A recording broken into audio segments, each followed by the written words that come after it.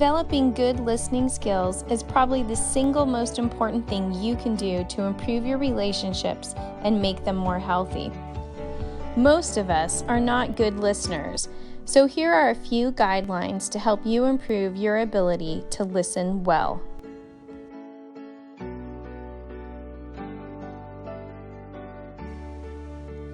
First, stop what you are doing and listen. If you're watching TV, reading a magazine, or running out the door, stop, turn, and look at the person. Please don't make the mistake and think that you can do two things at once. You can't. So if you're in the middle of something important, you can say to the person, "Can you please wait for me to finish this and then I can listen to your concern?" It's important to stop whatever you're doing that's taking the attention away from your speaker so you can listen well. Look at the person and turn toward them. If it is a child, you can squat down. You don't want to be above the person you're listening to. Make sure that your body language communicates that you're open to receiving a message. For example, don't cross your arms, have an angry face, sigh, or make gestures.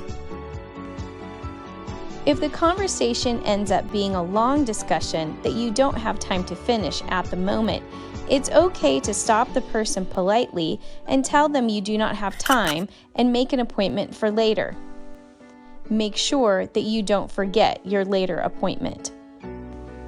As the person talks, don't be thinking about your response, but rather try to understand what they are saying to you. Listen for their perspective, their experience, which is going to be different than yours.